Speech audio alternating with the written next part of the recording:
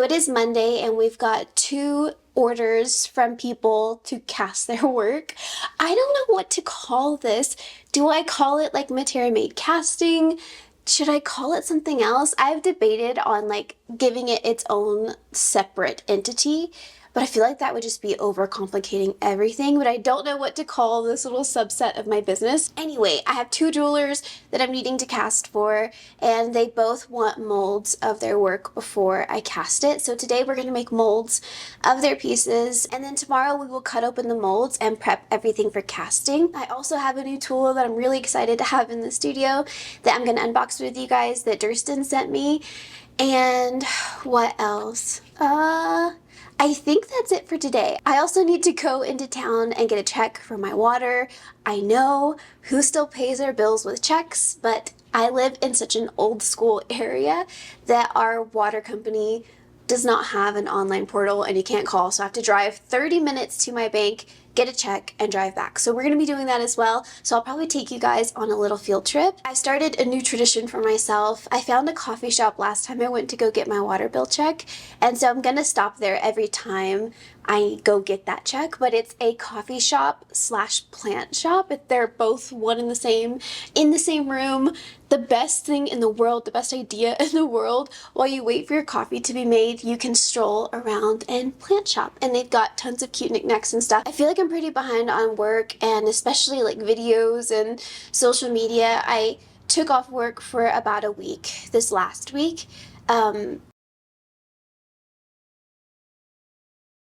One of my friends had passed away. She was a coworker from the job that I had before here. Her name is Kim, and she passed away this week, and so I took the week off because honestly I like couldn't show my face online. It didn't feel right. It still doesn't feel right, but I have to tell you a little bit about her. She was a huge supporter of my jewelry business, which is motivation to get back in and like keep working and keep doing this. She was a big supporter of me, super encouraging, so intelligent. She was so smart. I had so much fun with her. She was one of those people that I feel like you meet and you instantly connect with. But she also was a super creative person. She used to own her own flower company, and she did weddings and events, and she did some photography, and she was just so creative and so young and a really healthy person. And which is why all of this was so surprising and such a shock. So yeah, it was a huge loss this week for like myself and her family and her coworkers right now, and her husband and her kids. I don't want to make anyone sad. I don't even want to talk about it because it makes me sad. But I do just want to take this time to just say, please live your life in a way that genuinely makes you happy. Life is so incredibly short, and I know that no one needs to hear that. Like, it's obvious to everyone, but if you needed a reminder, life is so incredibly short, and you never, ever know when anything can happen. And so please, if you are in a spot in your life to change the things that you don't like, please do it. I don't want to preach to you guys, but just remember, if there's something that you want to change, there's no better time than now to put things in motion, to live a better, happier life for yourself. You deserve that. And also, last thing, listen to your body. You know your body better than anyone, and anything is possible at a younger age, it seems, these days. So if you are questioning anything about your body, if you've been feeling anything and you have been thinking like, maybe I should get this checked. I know this is really random and not jewelry related, but please, this is just a reminder. If this is divine intervention or fate that you are hearing this, if there's anything that's been ringing alarm bells about you and your health, please go get checked. That's all I'll say on this entire topic. This is something that I've been struggling with, and that's, it's really hard to separate like what's happening to you in real life from your business when you're, running your own business, and what you do every day directly correlates to the money that you make. And it's so easy to want to unplug when things get really hard or things get really sad. And so I'm really trying to put a smile on my face and push past life sometimes so that I can continue running my business and bringing in the income that I need for my family. Anyway, I'm gonna leave this here. I'm gonna stop talking about this. I'm gonna open up these packages and see what we need to make molds of and start putting them on the mold frames, and then we will measure out some silicone and then we'll open up that new tool. So yeah, okay, let's get out of this sad mood and drink some coffee.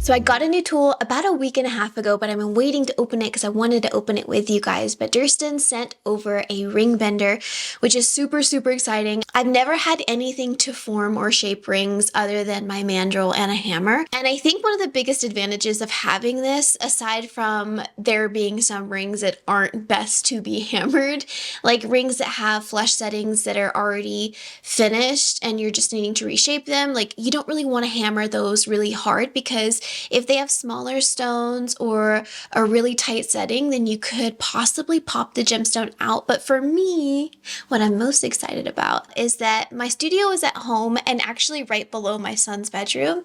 And sometimes I do work at night and on the weekends when he's upstairs, and everyone in my house can hear whenever I am hitting a ring on my mandrel. I also think about it whenever I'm doing it, but when I'm hitting rings on my mandrel, I always think about any kind of damage that I can be doing to my ears because I don't wear any ear protection. And it's always been that kind of sharp noise where you're hitting your ring and you're kind of thinking like, you know, this is a bit much. And a ring bender, I feel like, is really going to help with stuff like that. So let's open the box and I will show you guys what comes with this. I believe this is a 7-piece ring bender. They have an 11-piece one as well, but the 7-piece one is just the perfect size for my studio. So let's open it and take a look.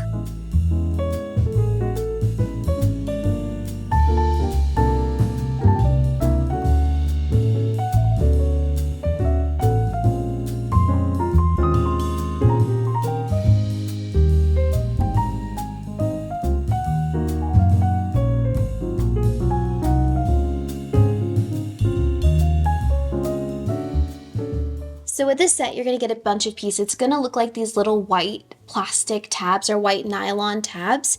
And then you're going to see black ones as well. So this is a bending die and this is the post. So you're going to see a bunch of these little white bending dies, but you're going to notice that some of them are for forming a 90-degree angle and others are for forming your circular rings. Just like with your these black little bending dies. You're going to notice some of them have this V shape while others have the scoop. So if you get this and you're opening it and you're wondering like, oh my God, what piece goes with what like bending die, you're just gonna want to separate your V's from the little scoops. I separated them, and then just look, okay, this is a gigantic bending die. Find the one with the widest scoop, and that's how you know where everything goes.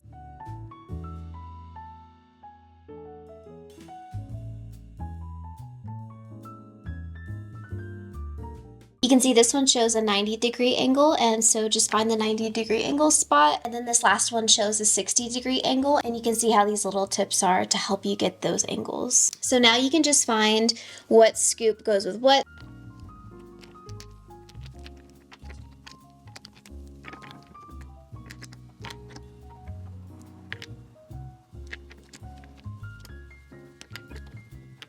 I also sent this over. I'm thinking that this might be for half sizes or just a few other sizes, so let's open it and see.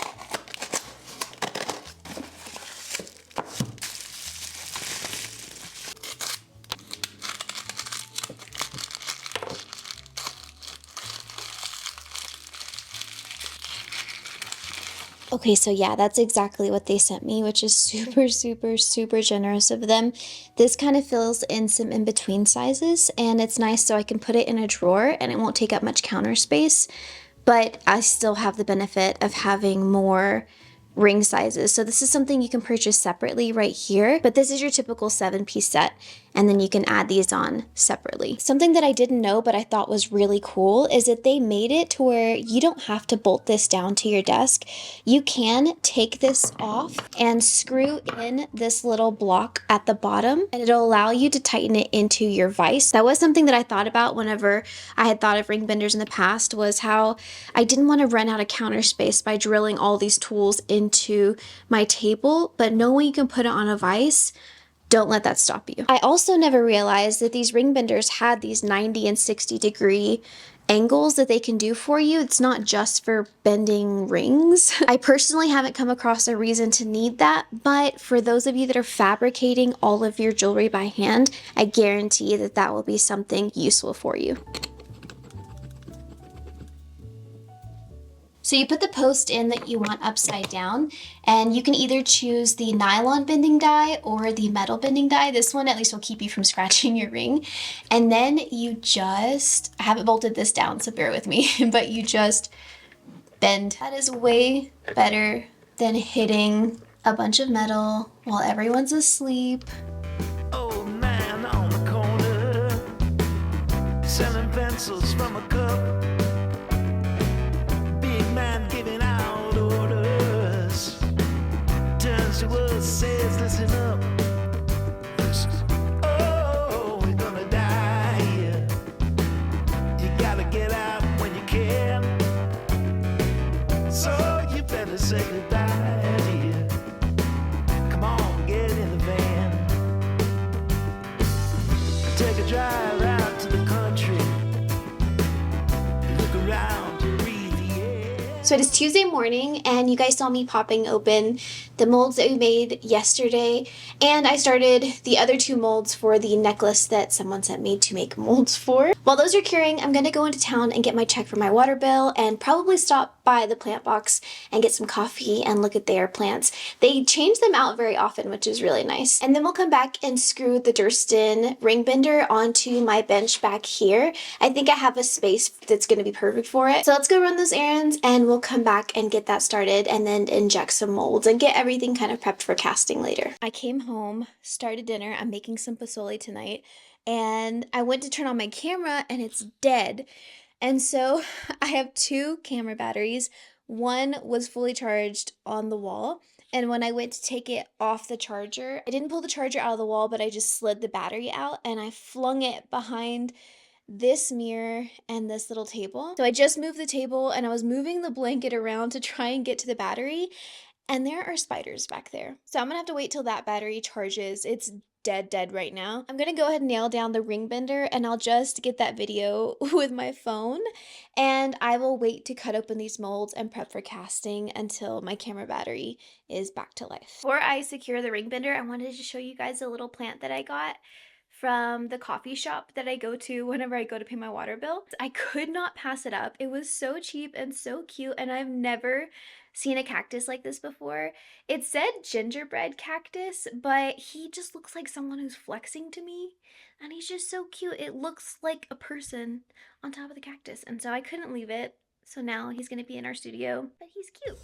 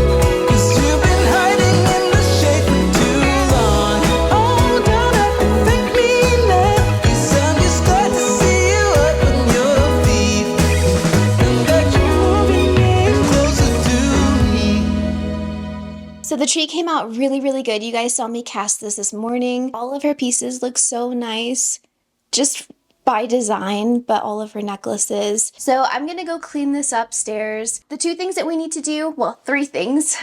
I need to clean this up and weigh it and invoice her for all of her pieces. And then I'm gonna start the Elaine ring, which is a bunch of grain setting stones. And I love this ring so much. And grain setting silver is so much nicer than grain setting gold. So I'm not as like sick about it as I was. I had to make a gold one recently and it turned out really, really good. But grain setting 10 karat gold was really difficult just because 10 karat gold is so hard. But it came out really good. I'll put a little picture right here of what the gold one looks like. But silver is just a lot softer and a lot easier. So, and then we need to finish up the Blanca necklace, just sand and polish it. It does have a stone cast in place, so it's a lot faster to clean this one up. So we got to take those two to the post office and invoice for this. And yeah, let's go wash this up and get it pickled and we'll get started with our day.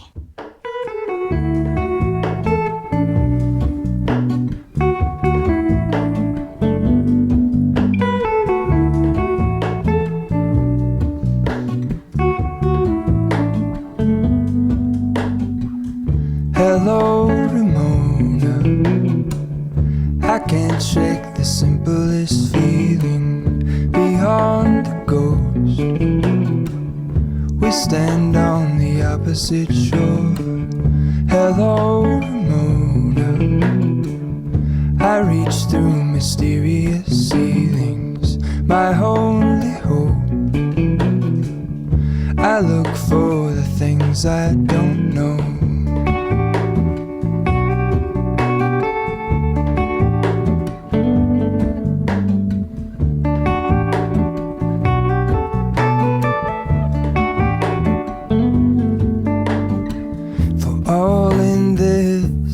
I stand alone. Show me where the ending goes. So it's Sunday now. I forgot to end the vlog on Friday and to get a clip of the Elaine ring before I mailed it away, but I got some clips on my phone, so I'll insert it here on how that ring turned out. I am working today, but everything is in the kiln and it's got some cast in place stones, so it's gonna be a while before I can even show what I'm working on today, so I'm gonna end the vlog here. I just wanted to say thank you for watching and being interested. I'm very grateful for all the support that you guys give my channel. If you guys enjoyed this video, please like and subscribe. Liking the video really helps me get an idea on what videos you guys enjoy the most, and I will see you in the next video. Bye guys. Hello, Ramona. I mistook you for a dream.